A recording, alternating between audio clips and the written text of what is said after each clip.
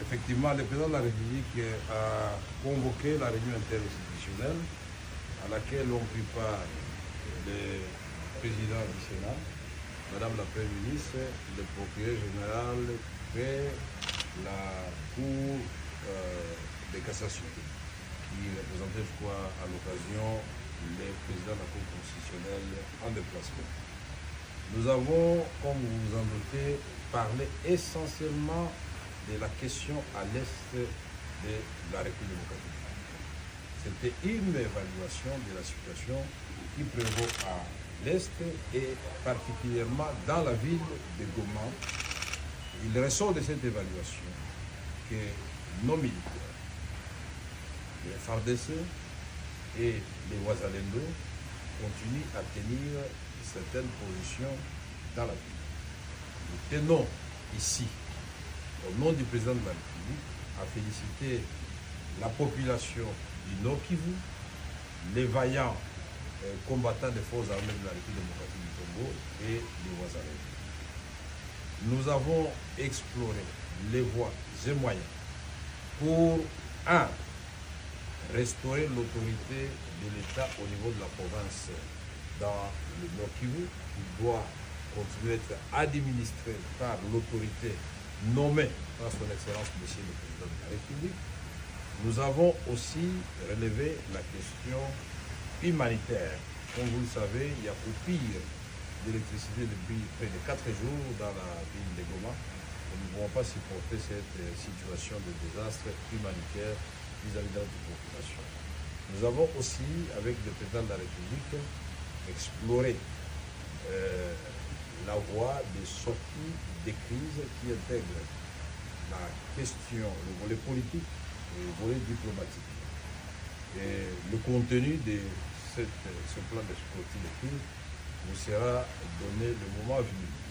Enfin, nous vous informons que le président de la République, c'est comme ça qu'il n'entend pas dans beaucoup de détails, va s'adresser à la nation.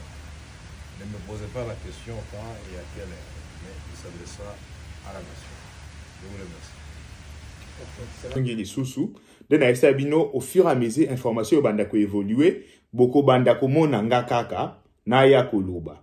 Donc, au fur et à mesure, mahambozo évolue. Na esa bino ke président Azaki na réunion na Kamere, na Samalukonde, na juge oya cour constitutionnelle, na premier ministre. Ndenge mobeko na biso lobi ke pona ko déclarer guerre.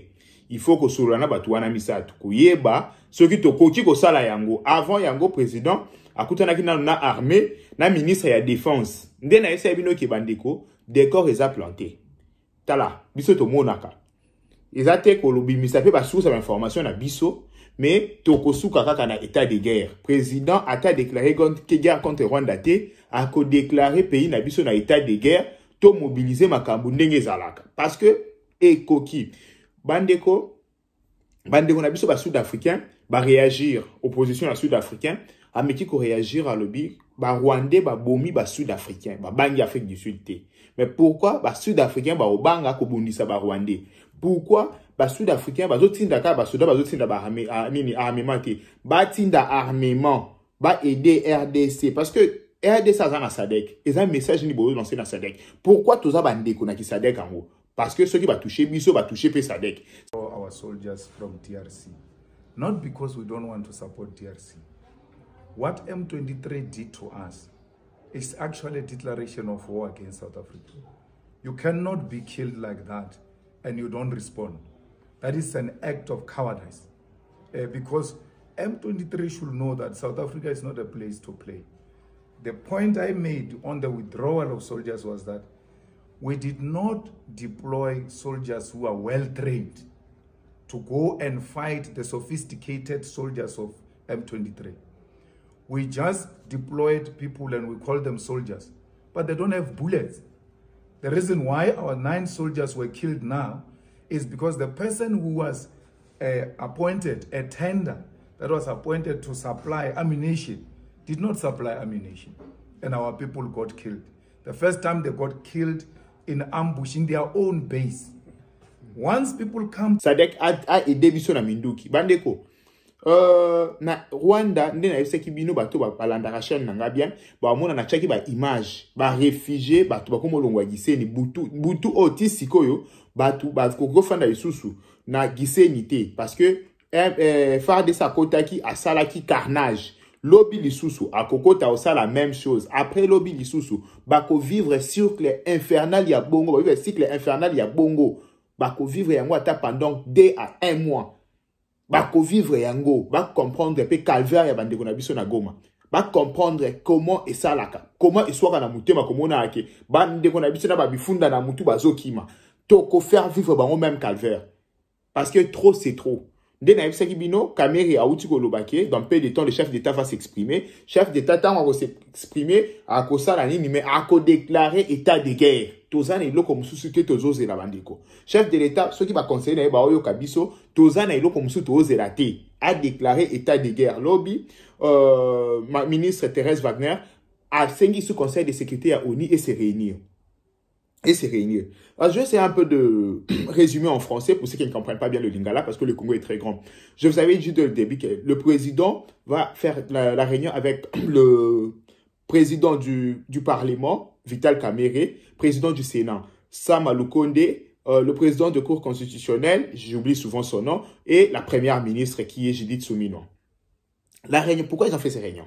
Parce que dans notre constitution, pour déclarer la guerre, il faut consulter d'abord les 2 présidents des 2 chambres. Il faut voir la constitutionnalité de notre décision avec le président de la Cour constitutionnelle et la première ministre doit rectifier. Je vous ai dit que le décor était déjà planté. Donc là, le président va s'adresser à la nation. Il va rien dire sauf déclarer la guerre. Parce que s'il ne déclare pas la guerre, c'est notre dignité qui est en jeu. C'est tout ce qu'on fait ici qui est en jeu. Donc c'est notre survie. On a toujours fait ces émissions avec diplomatie, avec respect. Mais à un certain moment, je me suis dit qu'il est temps de se battre pour ces pays. C'est chez nous. On va se battre jusqu'à la fin. À Gisenyi, à Goma, la situation est toujours chaotique. On va s'aimer ces terreurs jusqu'à la fin. Croyez-moi. Jusqu'à la fin. Parce que on ne s'est jamais, alors jamais déplacé pour aller chercher quelque chose au Rwanda. C'est seulement le Rwandais qui vient chez nous. Qui vient se battre chez nous, dans nos terres. C'est impossible d'admettre cela. Jusqu'à quand le Bantou auront peur de Tutsi? Jusqu'à quand? Et voir qu'il y a beaucoup de traîtres chez nous. Voir qu'il y a beaucoup de gens qui pensent que les Rwandais viendront, ils vont libérer Goma. Quel libérer Goma? Je vous assure et je vous promets à tous ces traîtres. La nation ne vous pardonnera jamais. Croyez-moi. La nation ne vous pardonnera jamais, alors jamais. Restez connectés, le président va parler. Je ne sais pas s'il va prendre la parole ce soir ou demain matin. Mais je pense que c'est ce soir parce que avec mes informations, ce discours était déjà prêt même avant qu'il rencontre Kagame et Kamerhe et les autres. Que Dieu...